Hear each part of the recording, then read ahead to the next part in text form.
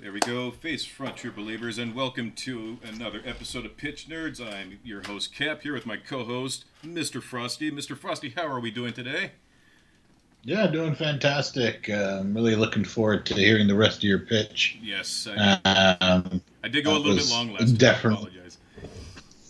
Oh, but it's Star Wars, dude. I mean, like, of course you're gonna go long. You give a Star Wars to a Cap, you're gonna go long. That's just how it goes. Yes. So, but before we get into the epic conclusion of the Dawn of the Force, my unofficial Episode 7 pitch, God, it's been an interesting week as far as entertainment goes. Mr. Frosty, let's start off with WandaVision. How cool was that? I'm trying to think what happened in the last episode. That's where she expanded her power and she got Darcy and like Vision was dying. Spoilers, everybody. Yeah. Spoiler. Yeah, just assume. No, it was good. I think it was an entertaining episode. I don't think it was a big revelation episode, but I mean, yeah, it's got me sucked in. I'm definitely. It's the show that's on that I'm most interested in right now. I can't think of another show that's. I'm like, oh, I gotta watch that. You know what I mean? Right. So, who are you thinking is going to be their Luke Skywalker reveal? Now, I thought about it, and of course, the assumption is going to be Doctor Strange because he's powerful enough to go up against Wanda.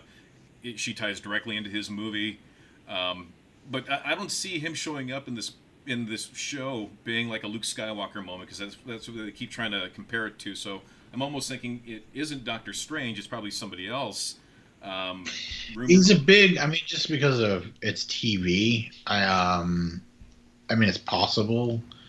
But, they're doing the Doctor Strange movie, and that would be expensive. Granted, Disney has fuck you money, basically, so they can do it, but I don't know. So I really hope that it's going to be Reed Richards. I think that'd be fantastic. Oh, someone we haven't seen before? Yeah, that would be cool. But I did have... This is my quick pitch for... my WandaVision reveal. How are you doing?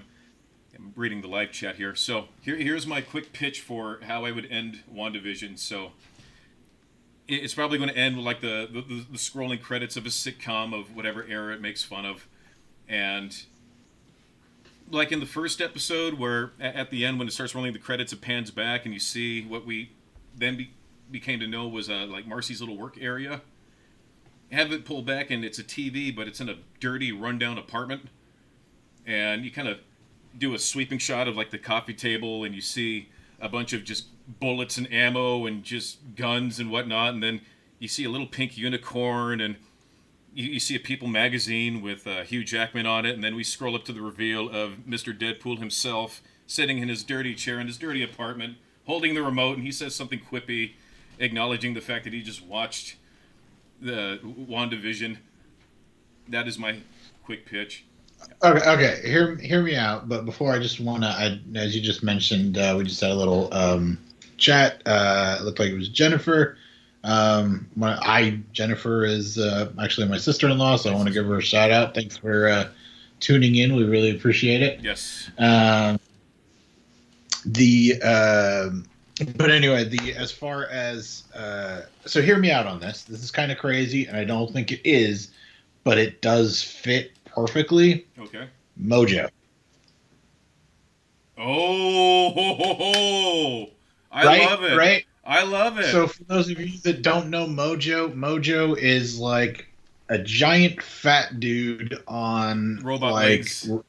Yeah, robot spider legs. Jabba the Hutt. But his whole deal is he makes TV shows and he broadcasts them to the like multiverse or whatever, and he takes specific characters, often like the X-Men, and throws them in his TV shows and makes these shows.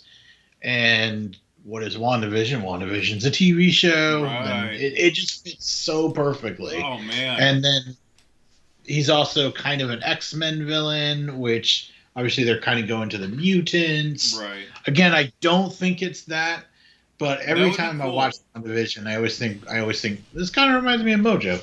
That God, see how cool is that? I love how we both kind of thought like the same thing, but with different characters. Yeah. Just I'm very meta. Mr. Frosty also dabbles in the meta humor. What did you Well, think of the Mortal Kombat trailer? so honestly, I it's fine. I hope it's good. Video game movies haven't been good, other than a couple of exceptions. Sonic the Hedgehog movie, fantastic movie. Yeah, that was fine too. I mean, the thing with the Mortal Kombat one is it doesn't look out of place on, those, remember, like I could see that on a high quality YouTube channel, and I would Right. assume that fits fine. It doesn't look like a multi-million-dollar blockbuster movie that you would expect. And so that's why I was just kind of like, but then again, I mean, you downplay it, you do it at a little bit more roots, that might work out better. But I mean, look, if you're gonna make a Mortal Kombat movie, embrace the stupidity.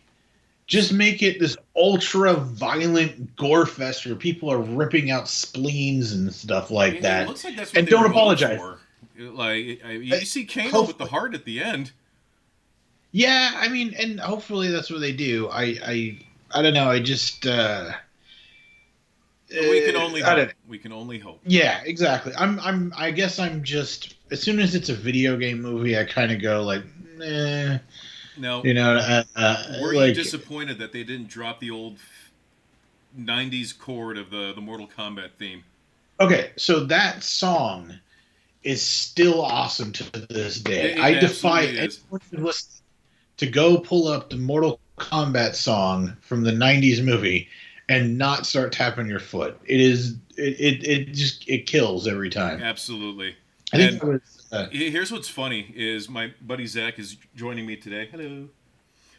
We were actually having a little bit of a creative sesh downstairs, and we were watching Dumb and Dumber. And it's on VHS because certain movies I prefer on that older format just because I love that retro feel.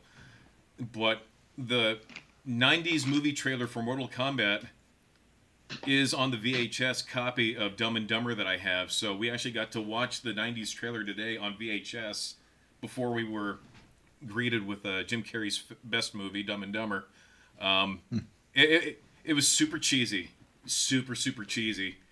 But then they drop that well, beat, and all of a sudden you forget the cheese and it's like Mortal Kombat, and you just it's just yeah, okay, so the first Mortal Kombat movie, it's cheesy by comparison nowadays, but at the time, I think they pulled it off. yeah, You know what I mean? Like right. like if you watch an action movie nowadays, that martial arts that they had in the '90s movie, it doesn't hold up anymore. No. But at the time, it was good, and they pulled it off. I mean, you compare that to that, what's that guy's name who made the second one, the Mortal Kombat Annihilation, U Bowl or whatever. No, no. That movie was just hot garbage. Well, he I mean, just it's fun to deliberately watch made if you were the buddy. he made bad movies just for a tax write off or something like that. No, he makes bad movies. Okay, so his whole thing is he does make bad movies, but they hire him because they turn a profit and he brings them in under budget and on time. So it's kind of, you can't argue with that. You know what I It's mean? just Like, dumb math. It's dumb yeah, Hollywood but math.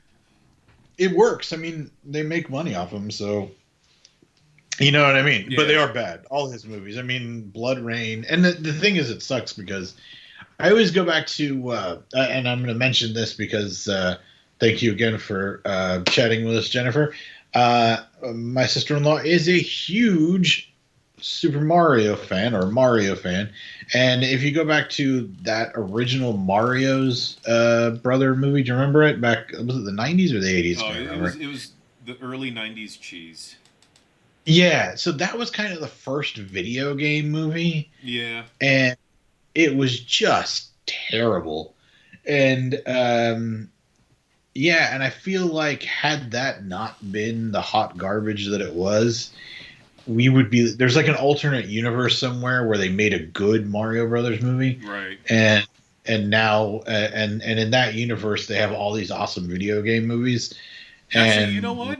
We should have that be one of our pitches lined up. yeah, How we yeah, I would think pitch we a just Super Mario movie. I actually,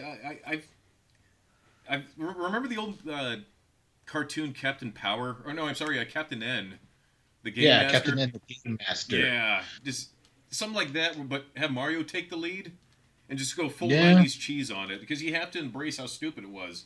Just play out the old Nintendo powers and just bring out that color and the you energy that could you. pull off a you could pull off a good Mario movie. You just have to embrace the product. But Right. I don't know. Uh, You, so I think the people who did Shrek, like the DreamWorks people yeah, who did yeah. Shrek, would probably do a like frame it from the lens of Bowser, maybe. Well, okay. So the problem with that movie is the same problem, and this one wounds me, man. This one, yeah. There we go. This one cuts me deep. Um, do you remember the Masters of the Universe movie? Yep. My God, that's the same problem the Mario movie had.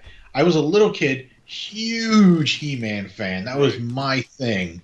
And then I go and see this He-Man movie, and it's not He-Man. No, it's not He-Man. You know what I mean? And I'm wondering who these characters are, why they're not in Eternia, what's going on, and that was the same problem with the Mario Brothers movie is they had the same thing. It was Mario, and then you go to see the movie, and you're like, this isn't Mario. Right.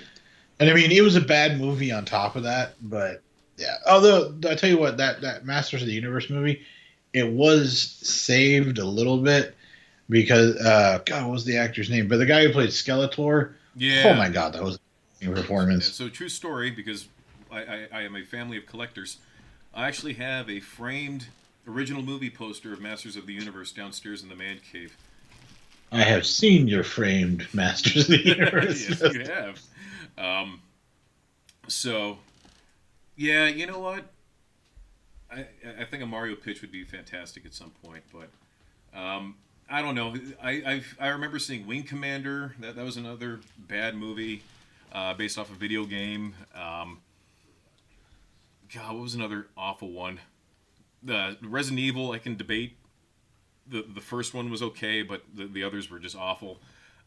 They're bad, but they're watchable bad. You know what I mean? Yeah, I guess it's just Like that's a what's her name, Mila Jokovic and her husband are the ones that make all those movies. yeah, Uh, they just did Monster Hunter. right. They're not good movies, but you sit down with a friend and you can kind of laugh and enjoy Like it. we can And watch it together. yeah, you know what I mean. You're not gonna have a bad time if you're Right. if you're looking for something good. Yeah, good luck. Right. So, man, what else? I've been playing a lot of VR lately. There's this thing called Echo VR where you kind of get to Rocket Man yourself around. I'm trying to get you guys to come and join me. It's been pretty Well, I'm fun. on the PS4 VR and I don't have No, this I Rift. don't. That's not Uh, cross-platform, is it? nah. No. But I think the biggest thing going on right now is the Snyder Cut. Yes, That's Snyder coming Cut. soon. What did you think of the trailer? So what are your thoughts on this? Because I'm mixed, but it sounds like some of our mutual friends are pretty hyped about it. Yes. Whereas I'm kind of like, you know what I mean. But give me your thoughts. I am trying to walk in with as little expectation as possible. However, you probably know is that Granny Goodness is going to be in the movie, and so help me if she is, I will probably lose my nerd shit because she is one of my absolute favorite characters in DC is Granny Goodness. I all I want is a good movie. That's all I want. I'm really not going into it with anything. I'm trying to keep an open mind because the other movies that I walked into DC wise, I remember hearing at one point that after watching the first cut of Batman v Superman, that the executives were on their feet like standing ovation and we get this movie that felt like 60 different people had written it, and it's like, well, there's like parts that were good and parts that were awful. So I'm trying to not build up my expectations again. But they did redeem themselves with Shazam and Wonder Woman and Aquaman. So I don't know. I can only be optimistic. What about you? Yeah. Okay. So here's the thing. Batman or the Justice League movie was fine. It was okay. Yeah, I mean, again, I think it falls into kind of like what we're just talking about with Mila Jovovich. Like, it's you can watch it and you can you can enjoy it for what it is. Right. Was it a good movie? No. But this whole thing with the Snyder cut, and I mentioned this in some of our mutual friends before. It's not really a director's cut. It's something different because they spent $70 million to take that raw footage and then re-edit it, add effects, music, and so I mean, in some ways, it is the Snyder cut because I think it's more the film that he had envisioned, and I've heard that the film is closer to the animated Justice League Apocalypse movie they had. That was a great movie. That was a great movie. So, yeah, I think it could be good. Okay, so here's the thing about Snyder, though. He loves Frank Miller, clearly. And he loved Frank Miller's, what was it? The Dark Knight series. Yeah. Comics. Yeah, and he loved that. But I feel like that's the only comic book he really, really knows, or at least Frank Miller's style. Right. And the one thing I always come back to is go back to Man of Steel. Mm-hmm. During the scene when young Superman just saved that bus full of children. Yeah. He pushed them out of the river. Yeah. And then the woman's talking to his parents like, "Oh, I saw Clark. He's super powerful and all that." And his dad is out back talking to him. And he's like, "What should I do? Not have saved them?" And his dad's like, "I probably." No. That's Pa Kent. That's Pa Kent.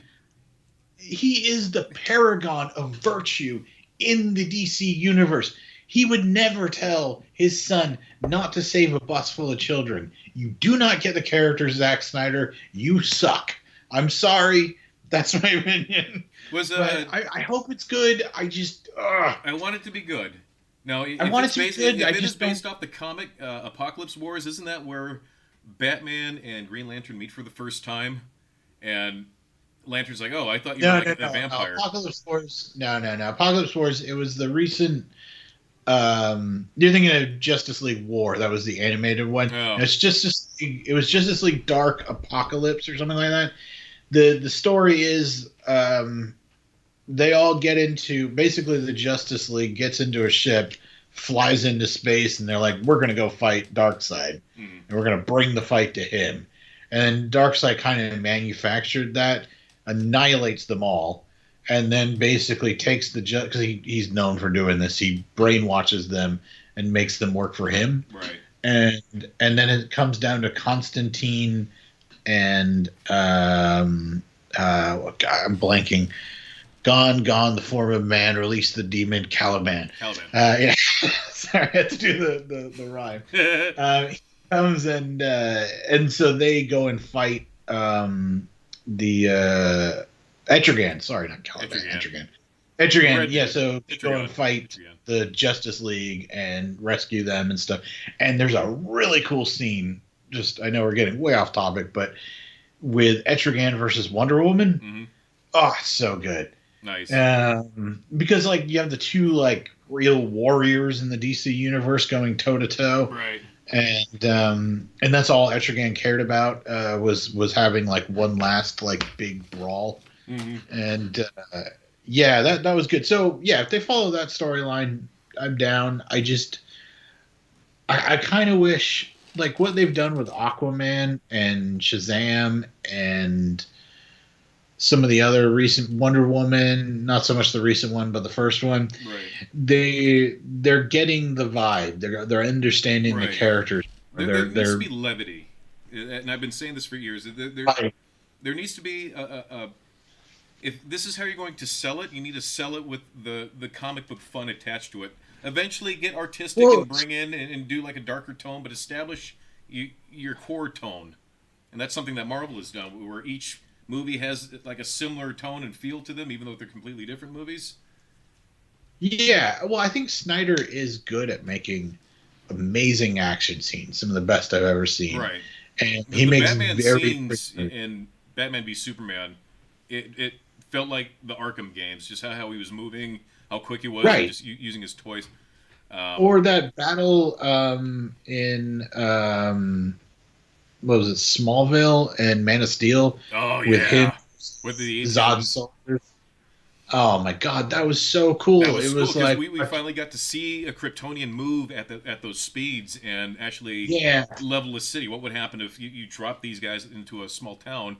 And then I'm glad that they have an IHOP and a 7-Eleven and I and know a you, I know Sears. that you, That small I, town feel. Is that a Gucci and a I know exactly Starbucks? because I know what you're saying. I know that you were like immediately like, "What's up with all this product placement?" I mean, I agree. Yeah. It's a little. So this is one thing that Frosty and I debate about constantly is we watch the same movie through two kind of different lenses at times. And what one example would be when in Mandalorian, spoiler alert, when Boba Fett returns wearing his armor, which was a cool scene by the way. And the first thing I zeroed in on was where's his pants? And I thought, and then he turned and fired a couple shots, and I saw, oh, he has the dad bod. Well, so do I. But I just immediately honed in on that, and that's all I could see in this badass scene. And of course, that's the first thing out of my mouth with in the group chat with my buddies with Mr. Frosty is a parlay to or privy to, and first thing I said was like, "What's up with the dad bod? Where's his pants?" And apparently Frosty didn't notice until he went back and He watched was it. wearing pants though. Not He really. was. He was. I went back and watched it. He had pants. He just also had that kind of robe thing. Uh, just it flared him out too much. It made him look puffy. Um, so I don't know. We see movies through different lenses. We have different takes, different styles, and how we find fun in the movies. So shall we start talking some Star Wars? Yeah, driving me crazy. I can't remember. Before we switch, do you remember what the hell is the big dude's name in? Because you have Zod, you have Feora. Is it Feora Ul? Is the woman that's Zod's troops, and then what's the big dude's name? That's a good question.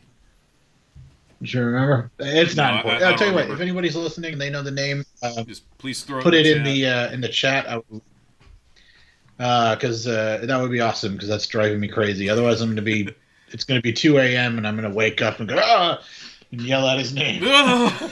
I actually had one of those moments the other day, but I can't remember what it was that I forgot. Ironic. Um, so, shall we talk some more Star Wars? Yeah. Yeah. So, why don't you start by giving us a? So last week we ended it before you were finished because Cap's love of Star Wars it went a little long. So can you give us a recap Yeah. of So your very picks so quick far? recap.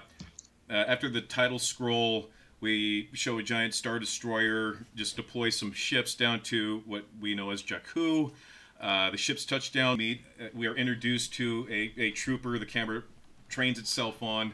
The troopers leading a squad of specialized stormtroopers. They look special forces. They break off. They getting ambushed, or as they're searching the town. The lead squad leader catches a glimpse of a girl who, upon looking at her, he senses an energy kind of run through him that he's never experienced before, and he kind of has an awakening from this conditioned programming to be this this soldier. So he kind of loses his game a little bit. His squad ends up getting ambushed by an ATST. He loses his squad. As this ATST's barreling down on him, he is saved by Captain Phasma, who, in a glorious way, a trooper back of the ATST's head, and that fires a back that acts like a winch and just drags this thing down. Phasma drops down, straddles it, drops down a thermal detonator into the hatch, and boom, that's how we are introduced to Captain Phasma. Here, she rescues the trooper who she addresses as FN 2187. He reports that his squad has been lost due to this walker. Phasma doesn't look happy. She orders the town to be rounded up of people, and that's essentially the first scene. Cut to the next scene, we have the same town, like a square area. A bunch of people are rounded up into a like a big force field bubble, similar to what they had in episode 1. You know, those big force field bubbles from the battle with the Gungans. Yeah, so something like that. We show the same trooper. His armor's a little bit cracked and banged up because he was thrown around from ATST fire. But we see Captain Phasma just... She has a guy strapped to a pillar. She's beating on him, asking who the regional governor is. He claims nobody, that they found peace without the Empire, that they don't hail to anybody. That's not good enough for Captain Phasma. She continues to wail on the guy, and it's framed similar to Darth Vader watching Emperor Palpatine electrocuting Luke. So he's starting to feel and empathize with this guy. He interjects, and he actually believes the guy when the guy is saying that he legitimately has no idea what they're talking about. They no longer hail to the Empire. Captain Phasma says, well, one never leaves the Empire, and just kind of clocks him again. We get somebody says attention on deck. We see Kylo Ren descend from a ramp of a ship. He seems to be looking for something. His body's just very flared out. He's not really saying anything, but his body, he just has that presence about him. He has that stomping, just kind of brooding presence. He approaches Captain Phasma with Finn standing there. He looks at the guy, and he doesn't seem interested. As Phasma begins talking to him, explaining the situation, and as this is going on, Finn sees the girl, kind of from behind some debris. They feel like a connection through the Force. Kylo chokes out the guy who Phasma had shackled up. We have that scene that I actually liked from the beginning, where instead of Poe, I have it be Rey, where Rey fires the bolt, that Kylo turns and grabs, pulls her out, kind of stares at her, and like it looked like he had found what he was looking for.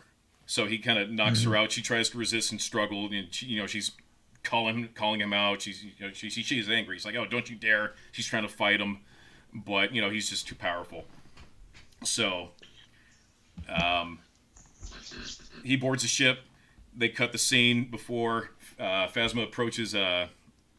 Before Kylo takes off, he orders for the entire town to be cold, which Captain Phasma follows the order to the T. She orders the special forces to open fire on the town. Finn does not fire, and that does not go unnoticed by his captain or Kylo Ren before his departure. Afterwards, we have a quick cut of the aftermath. That's when Captain Phasma approaches FN 2187 and says that he wants him to report to her immediately for debriefing. He says, "I captain." Boom, there's your intro right there, introducing FN 2187. We cut to another shot. A ship came out of hyperspace. A Sura Sub Quasar class. It's kind of triangular shaped. A smaller ship detaches from that. We cut to inside. We see a cloaked figure standing, back turned. You see a gentleman at a terminal, just being your typical Star Wars pilot. The ship is small. It's outfit with a bunch of what looks like radar equipment. So this is where we are introduced to my version of Poe. He's flying a ship, and he's talking back to the command ship. He says that they're going to run a scan of the system to see if the rumors are true. They were sent there on a mission to scan for something. So that they heard words of a rumor of an alleged Star Killer that had emerged. So they, through exposition between the Poe and guy on the other end, just sweeping the system. This is where we're introduced to a new character that I created. Her name is Tiala. She's a Padawan.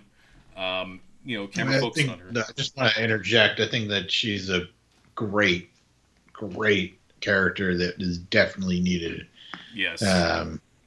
Because she's in a way the Obi-Wan that you needed in that movie. Right. You know what I mean?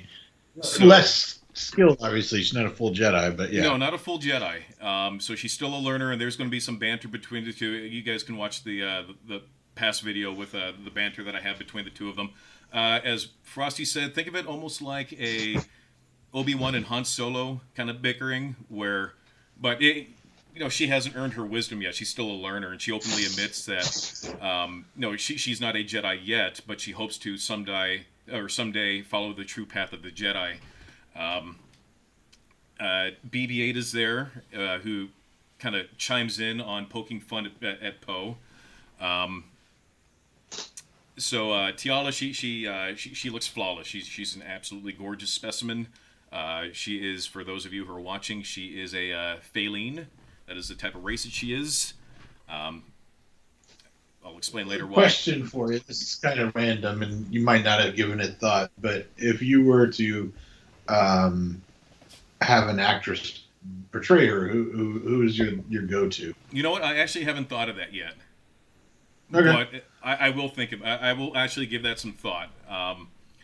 So, long story short, they actually see a giant base that looks similar to the Death Star, Death Star 2, but only it's completed.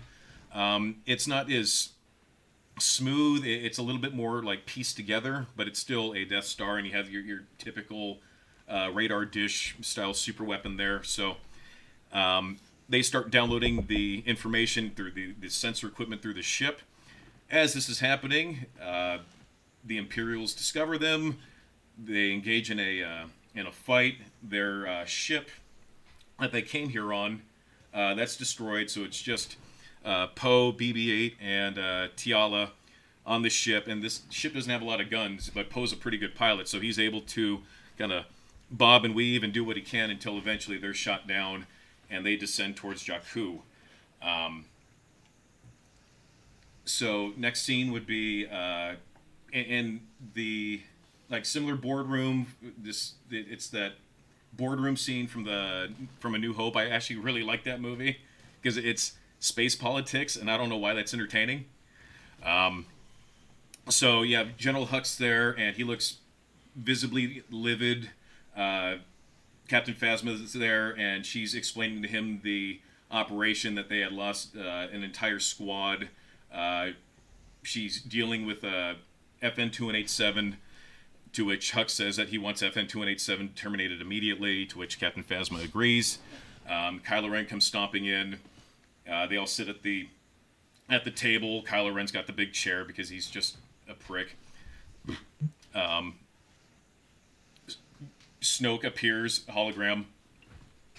General Hux essentially says that due to this action on Jakku, they tipped off this rival Imperial branch of Imperial, former Imperials who had essentially taken over their own section of the galaxy, and the First Order had been strategically going through one by one and weeding out essentially the survivors of the Empire, and they've been engaged in the Civil War, and that by going to Jakku for the sake of a vision for a junk girl who knows nothing, who has no information over their adversaries, it was a tactical mistake. And because of this, the New Republic was alerted, so everybody knows we're here now. Snoke doesn't seem too bothered. He brags that he has the Star Killer, and that nobody can stop him. General Hux continues to babble a bunch of strategies and whatnot. He just thinks it's a dumb idea that they should wait for their whole fleet to converge. That's when you get the force choke. Hux is forced to back down. Snoke says to proceed with the order to destroy the, I believe I called him the Emperor's Fist. Snoke cuts out. You get the hologram of another gentleman who looks imperial.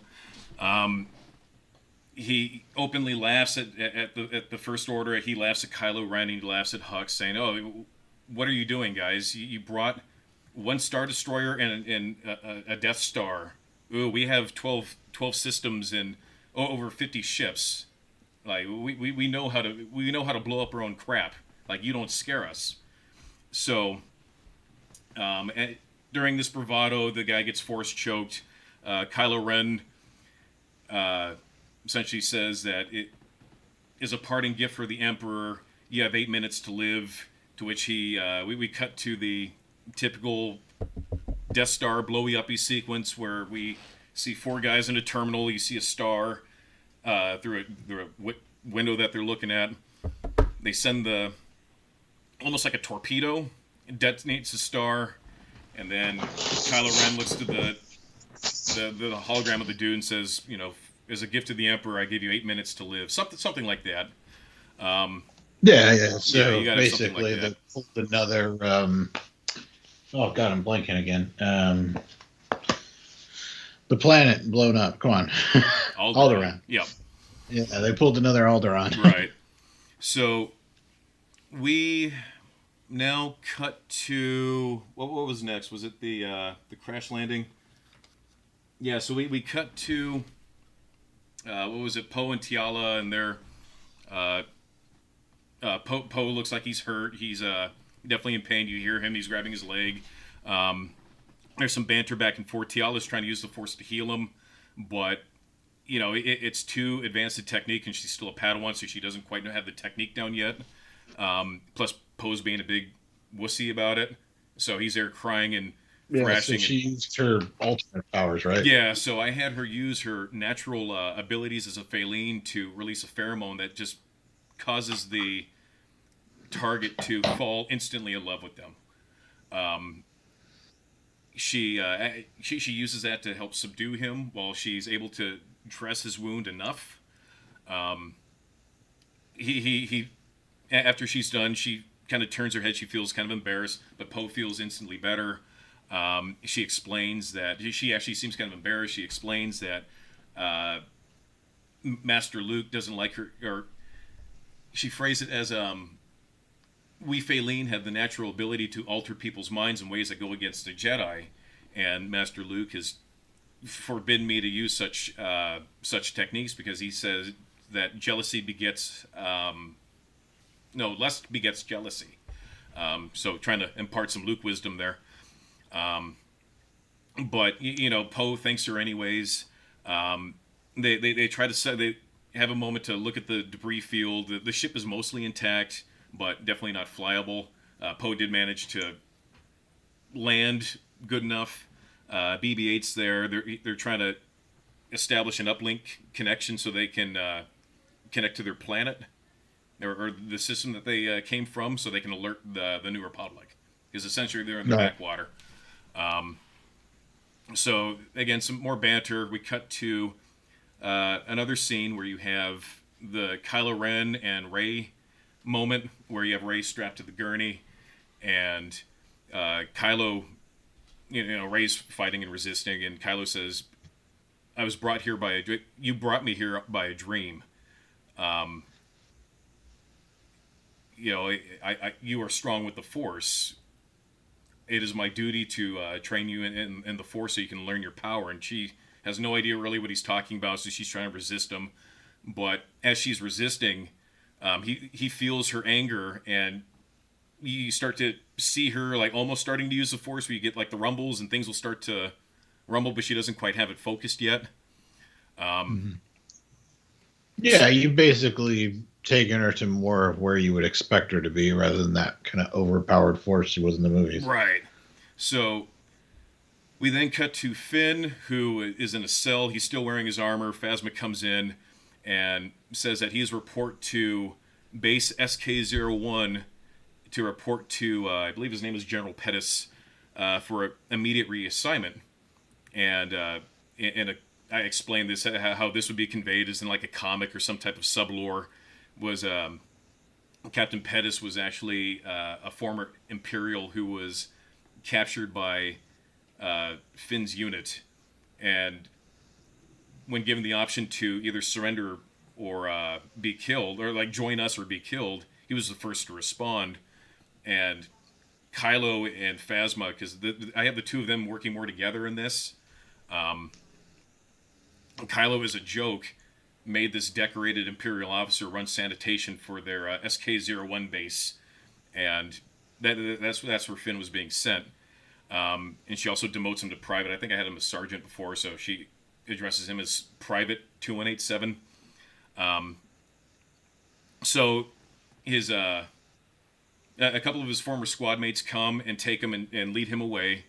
And as they're walking, I see just one of those back and forth shots where you have Finn in his helmet, and you show that picture of Rey, and you can tell that they're communicating with each other, but they're not sure, like, who's speaking, type deal. Like, they can sense each other, but they're not sure, like, who or what, like, who's that? Like, I sense a presence. Who is this? So, Finn senses that it's her, and he feels that he's, she is innocent. In his eyes, she has done nothing. So he forms a plan in his own head to go and save her. So Finn, being the best, the squad leader under Captain Phasma, he's able to take out. Yeah, again, your version of Finn is more elite and formidable, right, than I think what we saw in the movie. And the reason why is I think it elevates Captain Phasma, because if he works directly under her. If her troopers aren't impressive, then why is she? Right. I mean, I agree. So that's why I wanted to elevate him. In a way, it just makes Phasma seem a lot more sinister, because she's the one who's calling the shots. So Finn, and I mean, she's Brianna of Tarth, so she's impressive. And they just did not do her. They sort of did her justice. I did like her in the first one because I saw where they were going, but then they wasted her in the second one. Because I think that should have been a perfect, like, she should have gotten the best of him in the second one, and then he would have overcame it in the third. We're going off topic again, but I think, remember that part, what was his name, TR whatever, that's like traitor? Yeah. That should have been Captain Phasma. Right. You know what I mean? Yeah. Anti-lightsaber technology throws down, you know what I mean? Yeah.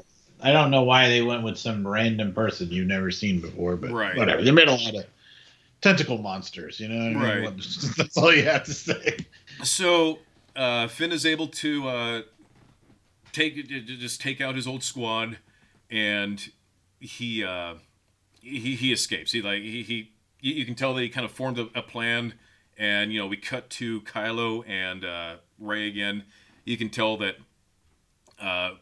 Kylo's trying to probe her, like, with the Force, her mind.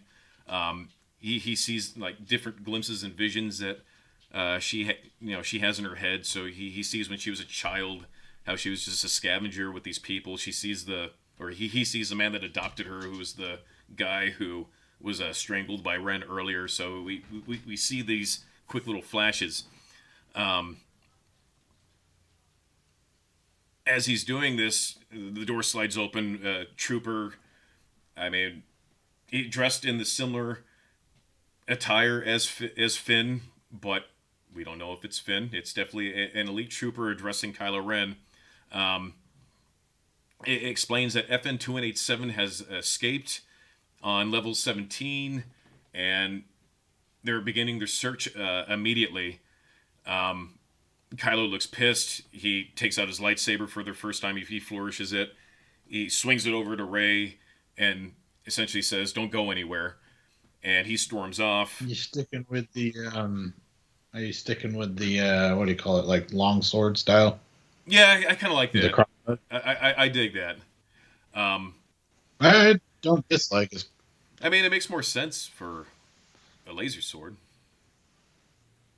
Yeah, I mean, it's it's doing something different. I always appreciate that. But yeah, continue. So anyway, one part I forgot, as this trooper is explaining this, Kylo in his rage actually chokes the guy, so he's actually, like, hurting the messenger.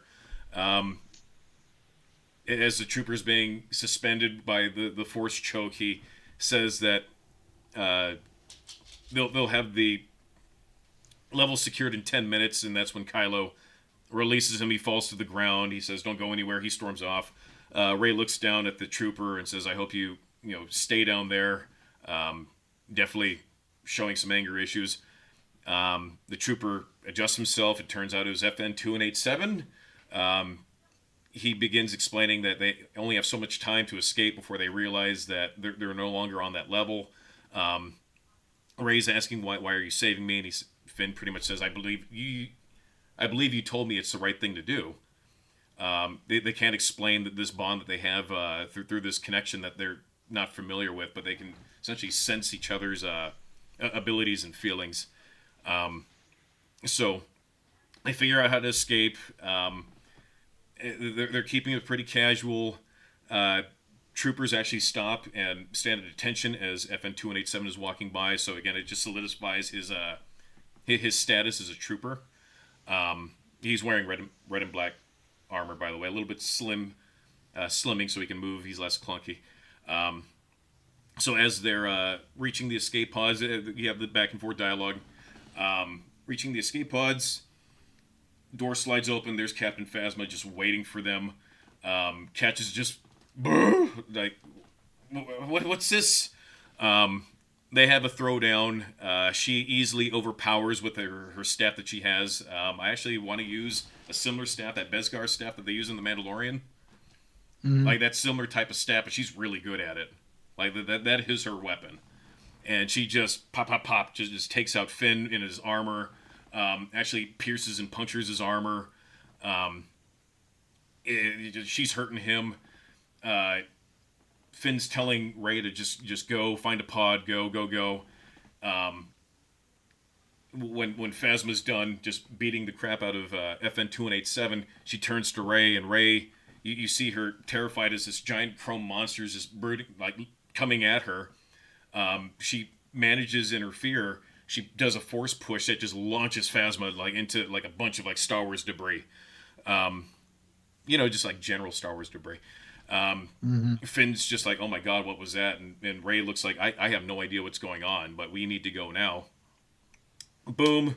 They escape. The doors slide shut as you see Phasma just kind of pulling herself from the debris. She stands all in that Phasma pose. The pod escapes. We cut back to Finn. I'm sorry, to Poe and Tiala. No, I'm sorry. As we're in the pod, they begin descending towards Jakku, and Rey, she's a lot more savvy with the technical aspects of ships. She gives the impression that she knows how to fly. She tries to course correct this pod as it begins descending towards Jakku. She says she can't override it because it's logging onto a distress signal. So that's when we cut to Poe and Tiala, who see this pod coming down a couple clicks away. Poe tries to take charge by saying, that's a first order pod. We have to be careful. Who knows what's up with that? They'll be here soon. And to which Tiala starts sensing something. Like she starts mentioning that she senses like a disturbance in the force, that something is happening. Poe just kind of rolls it off with, okay, whatever, you're just being superstitious. As Poe says that, she needs to learn some patience. I thought the Jedi were all about patience. She dips out, leaving Poe just kind of flabbergasted, like, this kid isn't going to listen to me. I think you also mentioned last week, this is good, we see force speed. Yes, force speed. So as Poe is there trying to explain like the tactical precision of this mission, because now we're stuck here on a planet with a droid that has this valuable information. We can't just go running off. So, without exercising patience, Tiala dips out using her force speed that we haven't seen since episode 1, and she approaches the pod from a dune. They're in a desert, by the way. It's Jakku again.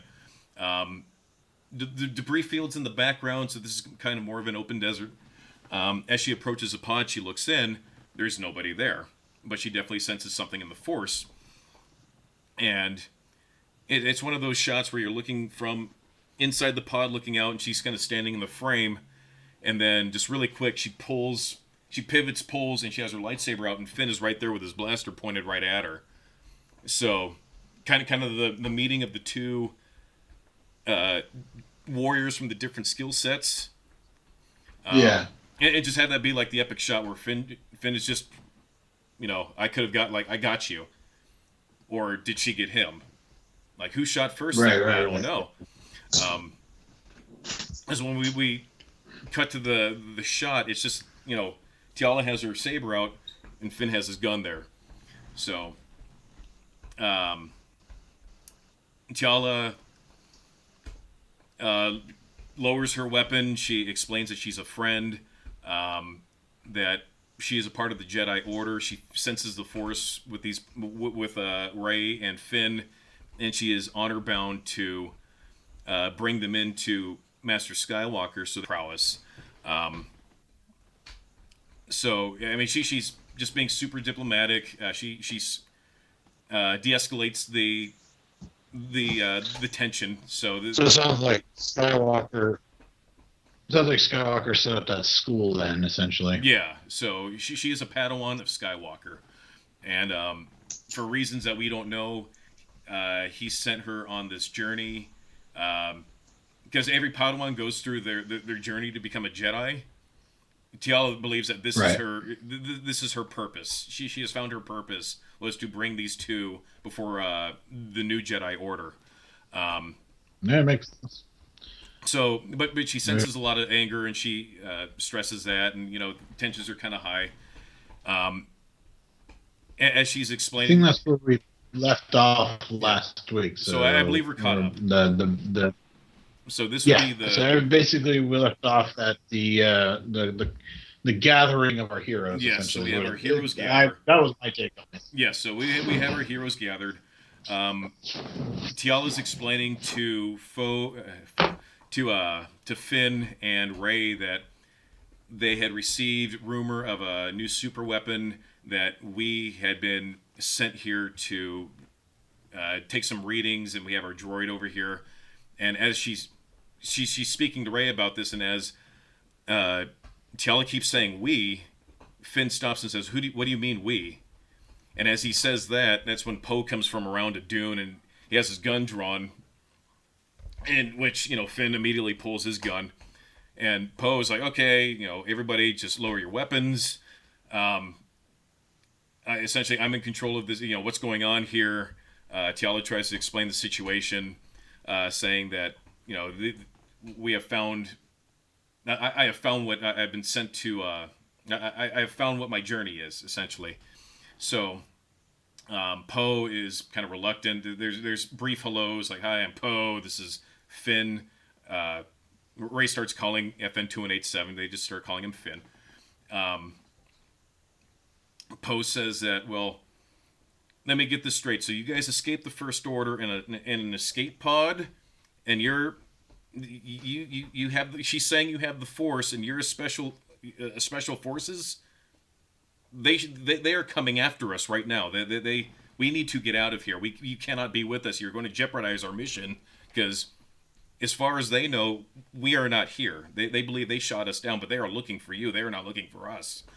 And Rey tries to chime in and tries to de-escalate the situation, as Poe is clearly like not wanting to be a part of these people.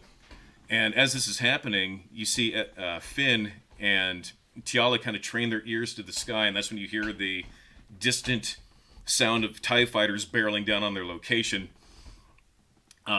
Shortly after this, Poe hears it, and he kind of looks and has one of those "I hate being right" type of moments.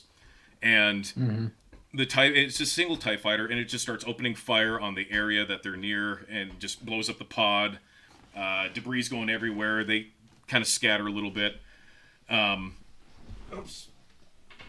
So you have Finn and Rey behind one dune, you have Tiala behind another dune, and you have Poe behind another dune. And Poe's trying to shout out orders like, "Okay, you guys need to go here." T'Challa get back to the ship, get BB-8, get the antenna back up and running so we can get BB-8 the information back to our system or back to the New Republic. So there's a lot of that going on back and forth while this thing keeps swooping around, and it doesn't see them, but it is definitely shooting at the pod. T'Challa says that she'll cover for them, and that they need to make a run for the pod, and through the Force they kind of sense it. So Finn and Rey, kind of make their way over towards Poe, and they start trying to get out of there. And Poe's like, no, it's not safe, and the TIE fighter fires some more bolts. They're pinned down. T'Challa comes out, activates her lightsaber, and a TIE fighter does a pass, and it's coming down, and it appears to see T'Challa because it starts squaring up with her, and it fires just one volley, just pew pew, just one blast of TIE fighter, and T'Challa manages to block one, but it hits her with so much force that it actually throws her back, and she loses her lightsaber. But she manages to hit that lightsaber bolt, or she manages to deflect that bolt, just smack into the cockpit of that TIE fighter. But nice. Upon doing so, it just hit her so hard that she's got launched like 30 feet, and her lightsaber's gone. Like it knocked the wind out. Yeah, no, I dig it. Yeah. It spins and crashes, explodes. Finn and Rey are standing there. Poe tells him to wait there, don't go anywhere. Poe goes and finds T'Challa. She's laying in the dirt. She looks like she got the wind knocked out of her. Like she did a cool thing. I like the fact that she's not like so powerful. She's just like, I'm just gonna grab it out of the sky, right? Like. No, I mean, she did the thing, but it knocked the crap out of her. Like she got hit and launched, and she lost her saber. No, I know. That's what I mean. It's more. Yeah. Just it feels. I like that. She's not perfect. I like that. So. Yeah. Oh yeah. I mean, when you're so powerful, you can pull ships out of the sky and blow them up with your mind. You're like, well, okay, you know what I mean? Like, right. So you Poe is there. Poe helps her up and kind of tongue in cheeky in his way. I made him a little bit more sharp tongued in this one, so he actually says that she did a really good job and actually hands her lightsaber and kind of says one of those, "I owe you one, kid." And we actually see her smile for this. They decide to immediately, we need to go back to our ship and figure things out. So we cut back to the ship, and I'm sorry. So we cut to back inside the Star Destroyer, and General Hux is standing in Rey's old cell, and Kylo Ren comes stomping in, and Hux just turns to Kylo Ren, just furious and disgusted, saying that, "Congratulations, Ren, you've foregone a tactical advantage over a vision that you claimed you had for a girl that had nothing valuable to say. Just you have cost us potentially our fleet by putting ourselves between the New Republic and this other the Emperor's Fist up here, who are currently mobilizing. You are an idiot." And that's when Kylo just does another little you can tell he wants to force choke him, but he doesn't. He essentially says, just get the knights ready, and stand by for orders. We are back at the ship that Poe and T'Challa were in, and it's getting late. You see BB-8 trying to BB-8's working with Rey to get the antenna fixed. You see Poe kind of just supervising things, and Finn is off kind of sitting kind of by himself. He doesn't quite know how to fit in. Poe approaches Finn, and he has like a bundle on him, and he says, "Hey man, just if you want to pass as a former trooper, you have to dress like one." So he hands Finn, not much, just what looks like just a basic pair of pants and just an outfit. And Finn doesn't quite know how to receive this because he's never received a gift before. And there's a little bit of bonding between the two of them. I think they're two interesting characters, just potentially, especially with how I'm framing it, where you have one that's very tactical, very precision, and the other one kind of acts, tries to be play by the book type deal. But Yeah. so we get the we get a shot of BB-8 and Ray trying to fix this antenna, and Tiala's there, and they're talking Force, they're talking just background stuff. Ray again just repeating that she was an orphan girl, that she was adopted by this former Imperial, and that they've been living as scavengers on this former planet, or on this planet that was a former battleground during the fall of the Empire.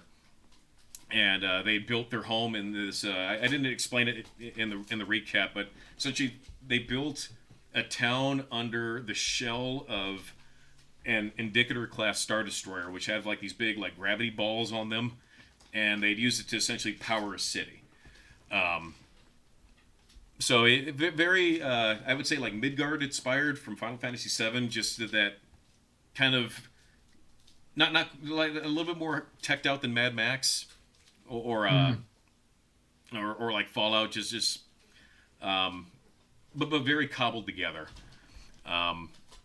like a better version of Mos Eisley. No, I see it. Yeah. So it's kind of like taking that, because we saw a downed Star Destroyer in the first movie, and it was cool, right? And she was trying to steal stuff from it. But what you've done turning it into like a kind of city is way cooler. Like a habitat. And not to say, I mean, she's a scavenger. Yeah. So I had them actually running a junk trade through the Junkers on Ord Mantell, which is an actual planet that has a junkyard. And for those of you who played or read Shadows of the Empire, that is where they encountered IG-88, was on Ord Mantell. So Tiala's talking Force. She's explaining that as a Padawan, she had been with Master Luke for, since she was a child. She was found very early. She explains that the Jedi have been kind of more nomadic, where they travel on visions, where they'll go to certain systems where they feel that there's somebody who is strong with the Force. So they keep their numbers together because they are... They don't have the forces like they used to. So she's explaining that. Have a little segue wipe, and we show Rey sitting there. She's talking Tiala. Everybody else seems to be... Oh, I'm sorry. I forgot the reveal. FN-2187 rounds the corner, and we see a very handsome John Boyega just wearing just normal clothes, so just kind of symbolizing that he is no longer of the First Order. He has shed that armor, and now he is, as they now just started calling him, Finn. He's a bit awkward because he's never shown it. He implies that they've never shown each other's faces, saying that they adapted some of the Mandalorian lore. So, just have some awkward moment. Have an awkward moment. They can have like an awkward kind of like flirty smile moment with Rey, where she's trying to teach him how to smile, like, oh, smile. So have some levity. We have a small wipe, and it's later on in the evening, and Finn is just keeping guard. Everybody's asleep, and Rey comes up, and the two of them start having a dialogue, and they start talking about how she had awakened something in him that he had never experienced before. He couldn't quite comprehend it. Like, he could feel emotion. He learned empathy from this girl.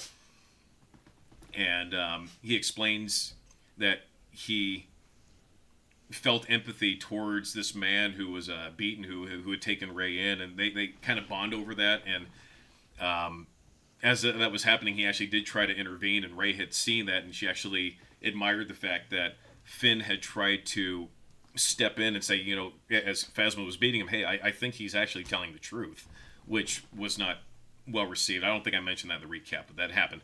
So, no, they have a bonding moment, and then similar to Jake Lloyd in the Nubian Cruiser, just Ray feels very cold. Like she's commenting that it's a very cold desert night. So there's a chill in the air. We cut. BB-8 starts whirling and chirping, and it wakes up everybody. And Poe wakes up. He's like, "Wait, what is it? What is it?" And BB-8 has locked onto a small encampment that's maybe like a day's walk away, and maybe they'll have a ship. Ray says, "Oh, well, it's probably these, scavengers. We have to be careful because, some scavengers are good, like us. Some are not so good. So we have to tread lightly." She's unfamiliar with the area. So they grab their stuff, they set out, and they begin their journey through the desert towards this encampment. Hopefully they'll find a ship. We then cut to the shot that I actually did like from The Force Awakens, where you had the giant Snoke and you had the tiny Kylo and the tiny General Hux. And, Snoke is there, and very similar dialogue, just he seems very impressed by this Starkiller weapon, and Hux interjects by saying that, well, the Emperor's Fist have already mobilized 50 ships from 12 different systems.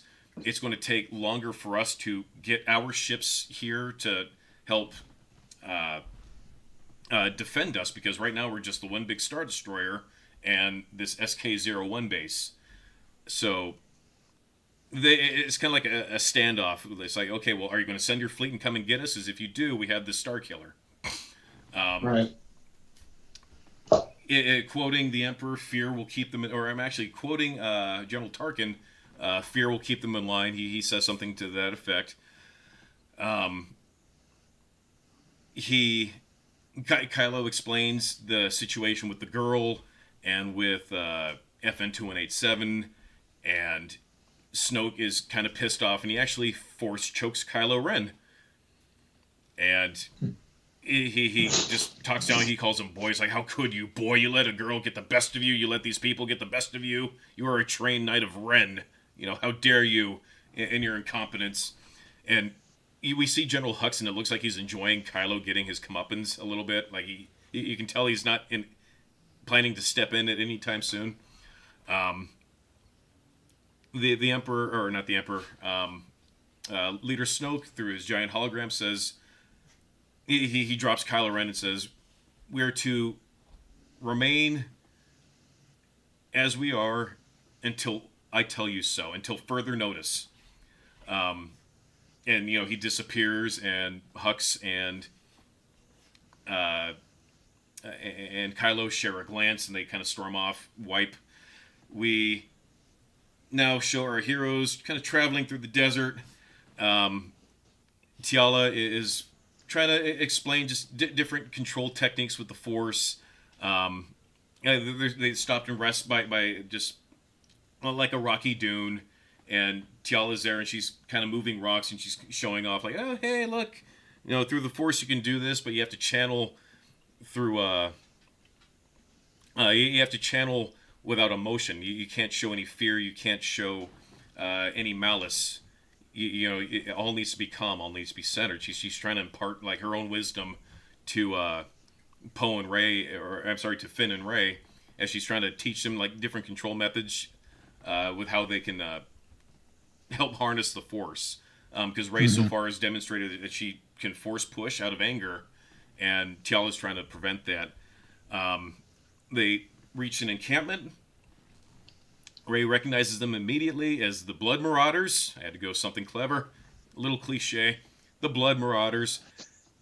Scavengers that are just... They look steampunky, because Star Wars hasn't really done steampunk before, and I think having like a steampunk kind of look, and Star Wars just threw out there all the wreckage and debris.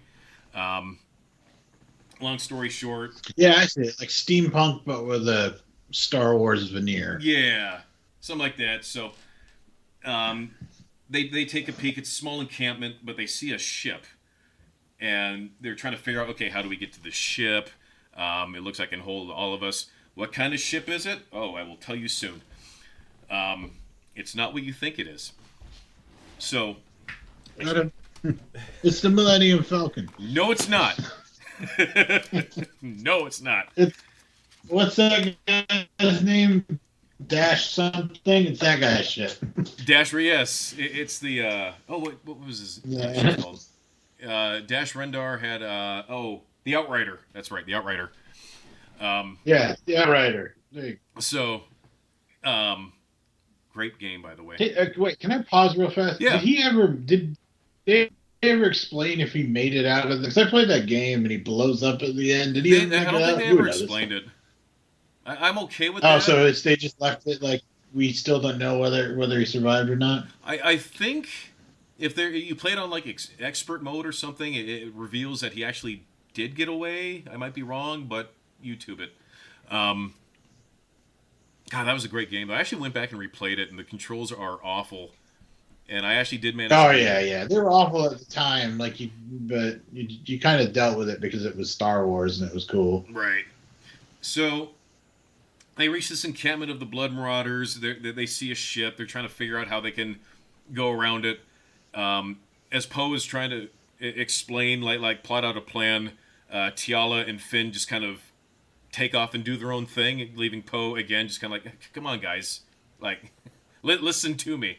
Yes, I'm the ranking officer here. You need to listen to me.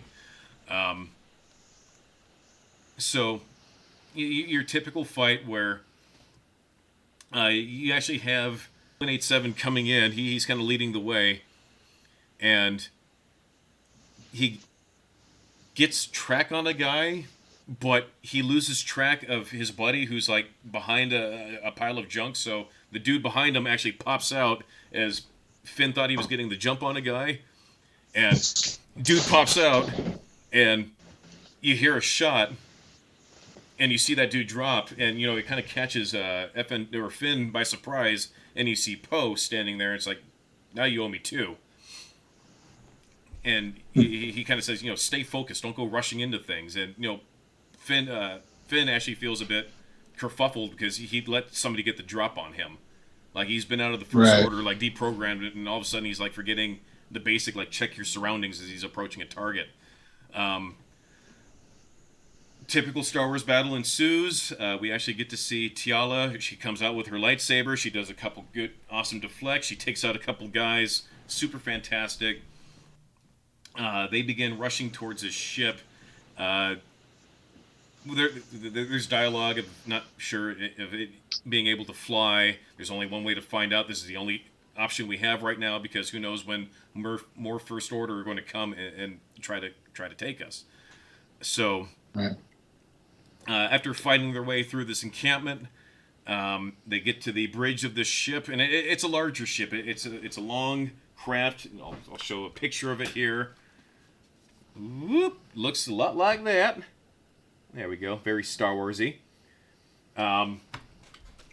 Rey, as they're running through this ship, again, it's a larger ship, so just those shots of like similar to Han and company running through the corridors of the Falcon. They reach the bridge, and Rey actually gets to the seat, the pilot seat before Poe. And she gets her cheek in it, like she slides in her cheek, and Poe's sitting there. It's like, dude, I fly, and she's already begun like pushing all the buttons, doing all the things. And she said, "When was the last time you've flown a Lancer class frigate?" And he said, I don't know." And she said, "Well, there's a Star Destroyer up there. This frigate wasn't designed to go up against Star Destroyers. You're going to try to shoot your way out of it. I'm going to try to fly our way out of it because I can tell you're like one of those guys. You want to shoot your way through things." And Tiala's there, and she's kind of like, yeah. So Poe's essentially like outvoted.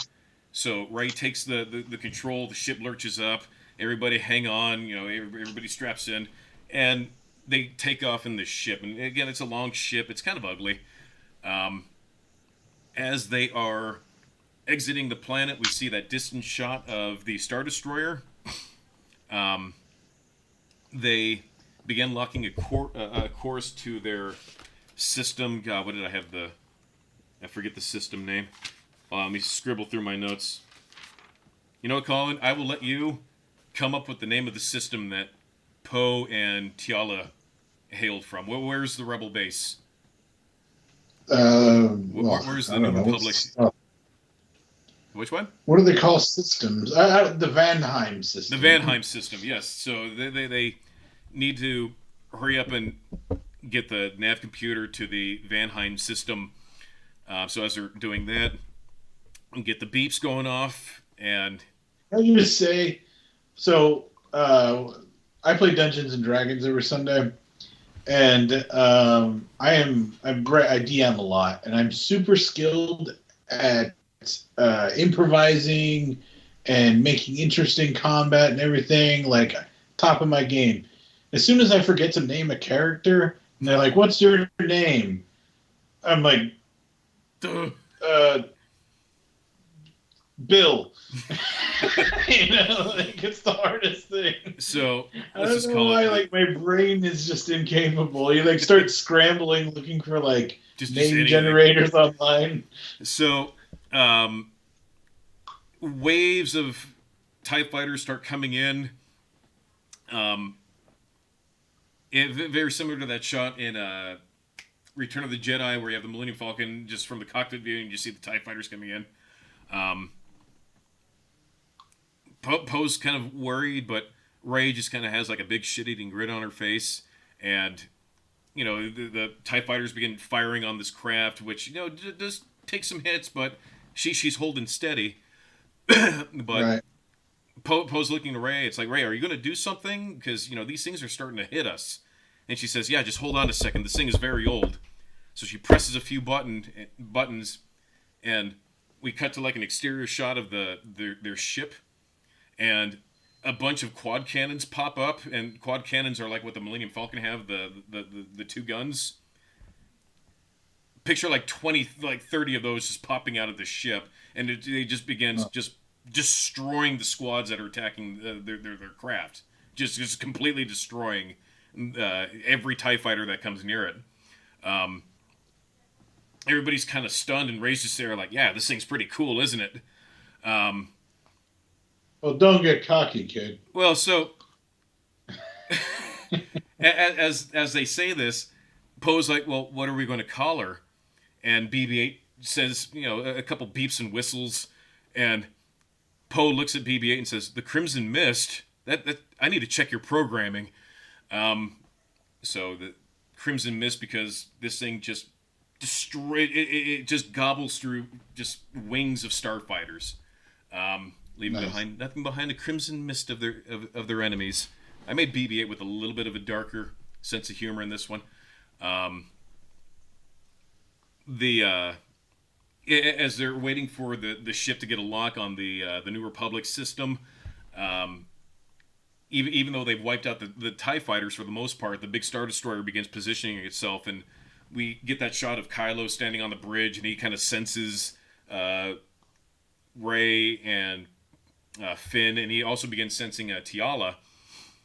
So he's just there kind of brooding on the bridge watching this happen, and he says, I want them, chase them down. I want them now. So the Star Destroyer starts coming after them.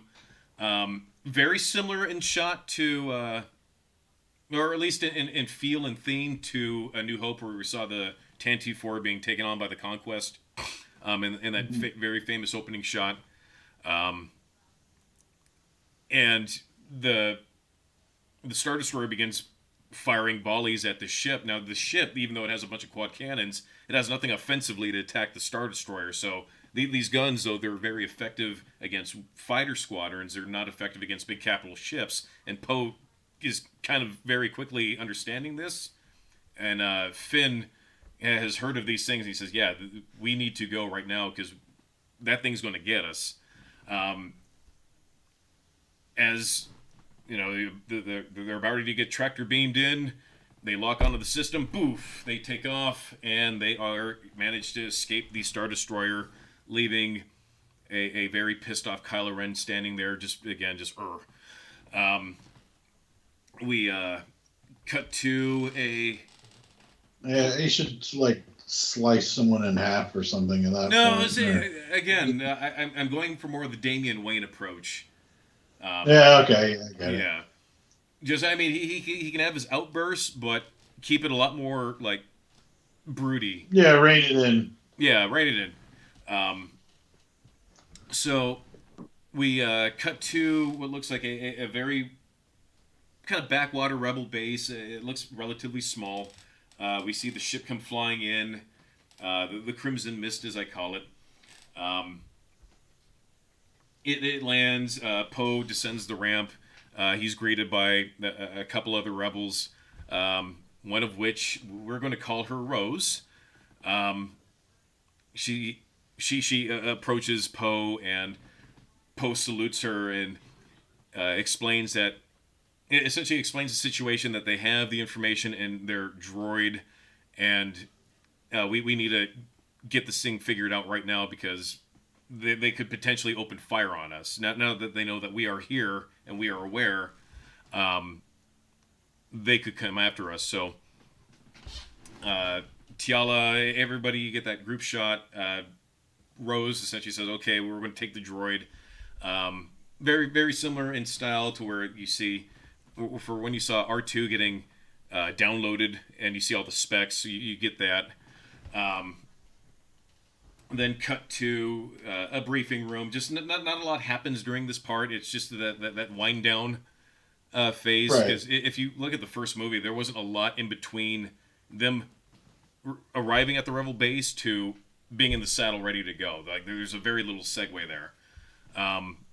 This is very short. There's not much to say. They got the thing to the thing. Okay. We cut to the briefing. They don't have a lot of fighters. They have one Mon Calamari class. I think an N85. I think cruiser is what it is. So it's a pretty sizable ship, but it's just one. And they have a couple support frigates and 3 fighter wings. One fighter wing being the Blue Wing, which would be Poe's the squad leader of. So he has the Blue Wing. Blue Squadron is him. Just your X-Wings. I know he has the black X-Wing, but I kind of want like a sleek gunmetal gray with like the blue streaks. But I like the new look of the X-Wing. They're a lot more streamlined. It just you can tell that they've advanced. So you have essentially Rose Tiga. She's there. She's addressing the squadrons, and she's talking strategy. It's like, okay, well, we have the plans for this thing. There's a couple weak points here. Like she's explaining, this thing isn't really well defended. Like it does have some turbo lasers and ion cannons and tractor beam, but compared to like the previous work, this thing is pretty easy. It's a pretty easy target.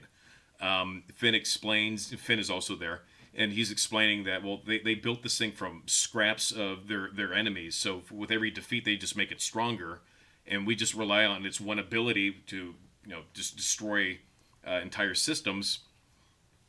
Essentially, fear will keep them in line. So there's like thermal couplers that, if targeted, could take out the Star Killer, the SK-01 base. So they agree. Okay, well, we need to take out these cooling structures, but the real problem isn't with the base; it's with the Star Destroyer, because this isn't your typical Star Destroyer. Even though several fighter wings have been destroyed, it's still a massive ship with massive support ships that can come out at any time. They were lucky to get out alive. Just the only reason why they got out alive was because the ship was designed to take out fighter wings, and they just happened to escape before the Star Destroyer came barreling down on them. So Rey explains that in her old home, the Star Destroyer of which they built their home around, its gravity emitters still work, and if they can return back to her old village, her own town, and somehow use the gravity emitters from their town to target that Star Destroyer, that'll free them up so they can make the attack on the SK-01 base. You follow me on that? Mhm. Yeah. So everybody agrees. Tiala agrees to travel with Ray and Finn back to Jakku so they can target the Star Destroyer. Poe will take his Blue Squadron to take out the SK-01 base upon the Star Destroyer being disabled so they can make their attack. Star Wars plan? Got it? Everybody out there got it? Is that Star Warsy enough? Yep. Cool. So we have that parting shot where we have the friends together. Poe turns to Tiala and kind of gives her like a half-hearted smile and says, "Hey, kid, may the Force be with you." Just kind of leaves it on that note. She smiles and actually just, you can tell that she appreciates that. Because before, Poe was kind of confused. Poe would make comments about like, "Well, am I your teacher or am I your babysitter? What am I? Because you're not listening to me." So it's he says, "Hey, may the Force be with you. You've demonstrated yourself. You've proven yourself." Yeah, I get it. It's like a sign of respect. Yeah, it's just you can tell that they've earned their respect for each other. It's the raptor nodding to the T-Rex. Right. So we have that moment. Terrible comparison. Yeah. But everybody knows exactly what that means. Right. So we cut to Poe. He's in his ship. He's in his X-wing. BB-8 gets plopped in there. You get the classic shot of them flying out. All wings report in. That's one of my favorite parts of Star Wars, where they all rattle off. We get the entirety of Blue Squadron. For some reason, the numbers are never in line. I don't know why. You have Rey, Tiala, and Finn in the Crimson Mist. They're there, and Tiala explains just what do not fall on your anger.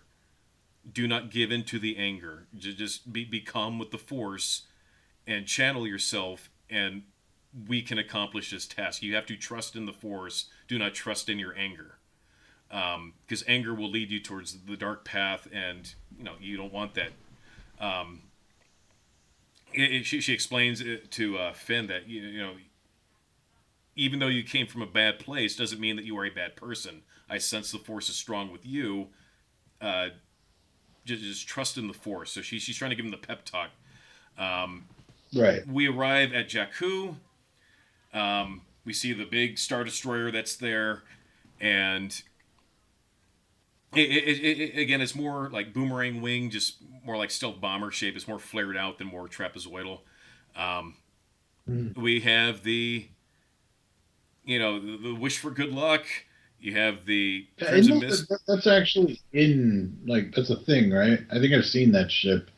Which one? Like a more boomerang shaped. Superstar. Yeah. I like that look. To me, it feels like an advanced Star Destroyer look. Like we actually could see the technological improvement within the Star Wars universe. I find that intriguing. So we have the Crimson Mist go and touches down. Rey's old home. They depart. Ziala and Finn are leading the way. Rey, she's got a blaster. She's falling from behind because everybody had been killed. There's not much there.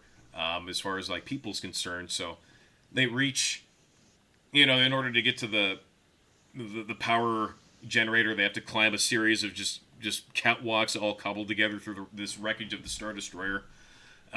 We cut to the orbital shot where the rebel craft is the mothership, the Mon Calamari craft is now locked in full engagement with the Star Destroyer. It looks like it's holding its own, but it's still getting beat up. You have, I believe it's Admiral Tiga. No, Commander Tiga. So Rose Tiga, a character from the second movie who a lot of people don't hate. I actually want to give her justice. She's leading the command of this attack. She's directing fighter wings. TIE fighters are being deployed. So it's a pretty gridlock battle. But they're just waiting for the Star Destroyer to be taken out by these by the gravity wells of this Star Destroyer down below. So we cut to our heroes, Tiala, uh, Finn, and You Ray. just know that the Empire, or not the Empire, but you know they're waiting for him down Oh, of to course. attack them on the planet. Of course. So, sure as shit, there is Captain Phasma and a Mr. Kylo Ren standing there, and they are just ready to throw down. And we have the epic fight, and we actually see Kylo staring at Tiala, to which Tiala. All right, but just are you sure you don't want to have tiny teddy bears backing them up? Hey, I like the Ewoks. We have argued about the Ewoks, man. I will defend the Ewoks to my death. I will defend the Ewoks. So I'm we just have. well, hey, I'm giving you the opportunity. It's a perfect opportunity to have some teddy bear backup. Just. Exactly. So we have the epic fight. You have essentially having to have that Doc Brown moment where you just need to connect the two things to the thing and hit a thing on the computer to target the Star Destroyer. And standing between our heroes and the computer are a Captain Phasma and a Kylo Ren. Tiala pushes aside Finn and Rey, and she begins to taunt Kylo Ren. She has her lightsaber drawn, to which Kylo Ren cracks his, and he stares down Tiala. He just sees nothing of her. He calls her a joke, that she is no true Jedi. He notices that she still has her braid. He says, "Oh, you're just a Padawan. I'm trained in the dark arts. I'm trained in the Sith." And they begin fighting. Just jumping That's back so and much forth. better, dude. That is so much better. Like having an actual Padawan versus him. Right. It makes him seem way better, like way more of a threat. Right. And you know what I mean? It's just, and then you have the whole thing with the Padawan. So you're like, holy shit, how's a Padawan going to take on someone that's like basically this movie's Vader? Right. And so you've got that underdog element. Right. It's that is way better Right. than, hey, let's have the guy who's never picked up a lightsaber before fight him. Right. It just. I'm trying to just. This is my pitch, and I think I it would mean, be so it cool. looks like we've got a few people listening. Like, if one of you is J.J. Abrams, come on, man. Just give me a bag of money. So we have essentially 2 against 1 with Captain Phasma against Rey and Finn. Captain Phasma is just scoffing Finn for having shed his armor. She calls him a disgrace, and that she looks forward to wiping his filth from the galaxy. Rey finds a staff from the debris that she starts using to go toe to toe with Phasma, but Phasma's just so hard, just so much better. She just cracks Rey down. As this is going on, you have Tiala and Kylo just kind of having a brawl within, just jumping from the debris, just jumping back and forth, and he'd jump and just swipe at a column that would cause a bunch of Star Destroyer debris to come collapsing down. Finn sees Captain Phasma start going after Rey, after she had knocked Rey down, and Finn senses the fear in Rey, and he uses that to kind of remember that brief moment of hope that he had felt from her from earlier, and he manages to force push Phasma off a railing, and she has a fun little rail fall where she actually flies backwards, and it catches her bottom leg, and she kind of spins down into the debris as Star Destroyer debris starts coming down, as Kylo Ren and Tiala are essentially having a Cirque du Soleil battle with lightsabers in a junkyard of a Star Destroyer. So with Phasma out of the way, Rey gets to the terminal. She starts doing her thing.